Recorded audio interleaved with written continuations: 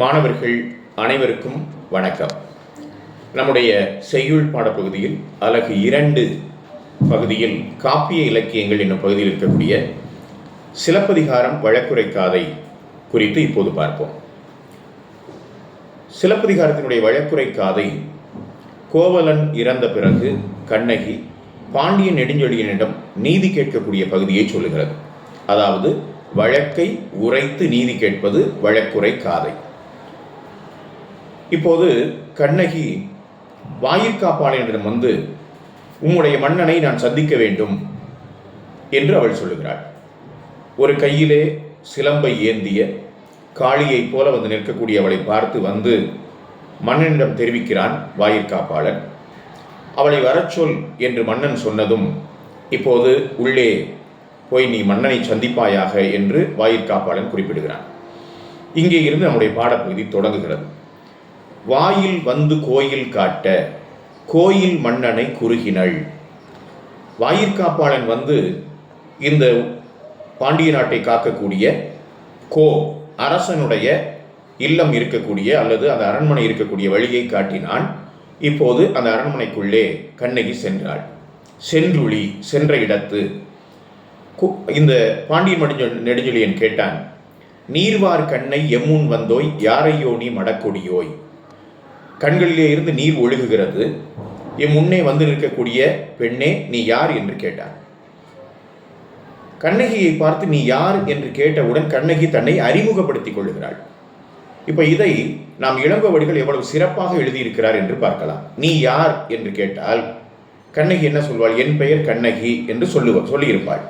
ஆனால் கண்ணகி மிகவும் மதிநுட்பம் வாய்ந்தவள் என்பதனால் தான் யார், தான் எதற்காக வந்தேன், தான் எந்த நாட்டைச் சேர்ந்தவள், இந்த இடத்திற்கு வந்து நிற்பதற்கான காரணம் என்ன என்பதையெல்லாம் மிக விரிவாக பேசுகிறாள். அவள் சொல்லுகிறாள், தேரா மன்னா என்று தொடங்குகிறாள்.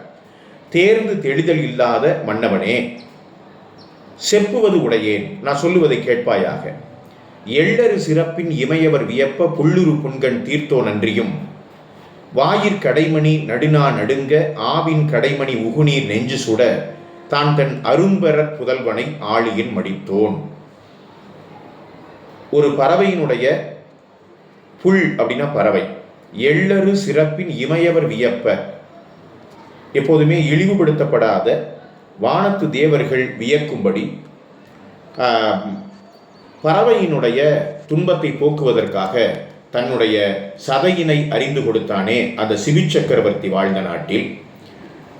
ஒரு பசுவினுடைய கடைக்கண்களிலிருந்து வழிகிற கண்ணீரை துடைப்பதற்காக தான் பெற்ற புதல்வனையே ஆழியின் மடித்தானே, தேரிலே கொன்றானே மனுநீதி சோழன். அவன் பிறந்த பெரும்பெயர் புகாரின் பதியன் பதியே. இந்த புகார் தான் என்னுடைய ஊர்.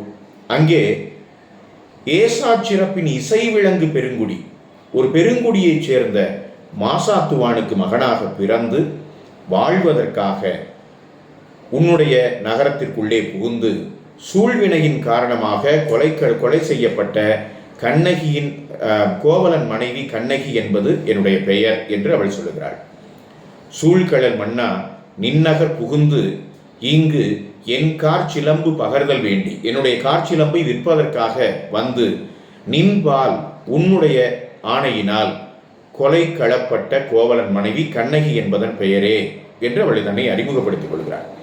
இப்போ கண்ணகி யார் என்று பாண்டிய நெடுஞ்செழியனுக்கு தெரிந்துவிட்டது. இப்போது அவன் சொல்லுகிறான், பெண்ணனங்கே கல்வனை கோரல் கடுங்கோரல் அன்று.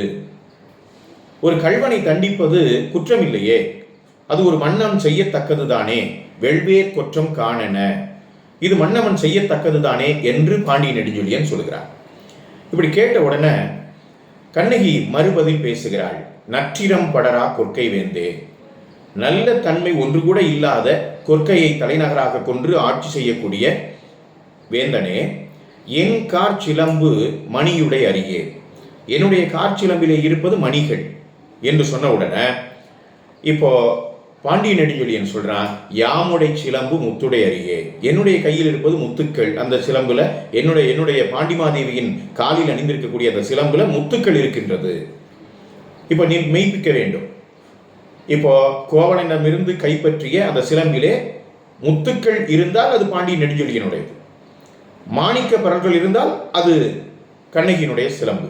இப்போ இதை மெய்ப்பிக்க வேண்டும் என்கிற போது தருகென தந்து தான் முன் வைப்ப, அதை கொண்டு வந்து வைத்த உடனே கண்ணகி அணிமணி காற்சிலம்பு உடைப்ப, கண்ணகி அந்த கோவலனிடமிருந்து கைப்பற்றப்பட்ட அந்த சிலம்பை எடுத்து உடைக்கிறாள். உடைச்ச உடனே மன்னவன் வாய் முதல் தெரித்தது மணியே, மன்னவனுடைய வாயிலே போய் தெரிக்கிறது மணி. இந்த மணியை பார்த்தவுடன் தாழ்ந்த குடையன் தளர்ந்த செங்கோலன் பொன்செய் கொல்லன் தன் சொற்கேட்ட யானோ அரசன் யானே கள்வன். இப்போ பாண்டிய நெடுஞ்செழியனுடைய வெண்கொற்ற குடை தாழ்ந்து விட்டது, செங்கோல் தளர்ந்து விட்டது. ஒரு பொற்கொல்லனுடைய மொழியை கேட்டு தீர்ப்பு சொன்ன நானா அரசன், இல்லை நானே கள்வன் என்று அவன் தன்னை பாண்டிய நெடுஞ்செழியன் சொல்லிக் கொள்கிறான். இந்த உலகத்தை காப்பாற்றக்கூடிய, பாரம்பரியமாக காப்பாற்றி வரக்கூடிய, செங்கோல் வலுவாது ஆட்சி செய்யக்கூடிய பாண்டிய மரபிலே என் முதலாக பிழை ஏற்பட்டு விட்டது என்று சொல்லி மன்னவன் மயங்கி வீழ்ந்தனனே. மன்னவன் மயங்கி சரிகிறான். உடனே தென்னவன் கோப்பெரும் தேவி, பாண்டிய நெடுஞ்செழியனுடைய தேவி என்ன செய்கிறாள்? அவள் குலைந்தனள், நடுக்குறுகிறாள். நடுங்கி கணவனை இழந்தோருக்கு காட்டுவது இல் என்று இணையடி தொழுது வீழ்ந்தனளே மடமொழி. கணவனை இழந்தவருக்கு பதிலாக எதையும் காட்ட முடியாது என்பதனால் அவளும் மயங்கி வீழ்ந்து உயிரினை துறந்தாள் என்று இந்த பகுதியை இளங்கோவடிகள் சொல்லுகிறார். அப்போ இந்த பகுதியில் பாண்டியனிடம் வழக்குரைப்பதும், இந்த தன்னை அறிமுகப்படுத்திக் கொள்ளும் போதே வழக்கினுடைய அத்தனை நுட்பங்களையும் சொல்லுவதும், பிறகு அந்த விசாரணையில் தன்னுடைய தரப்பை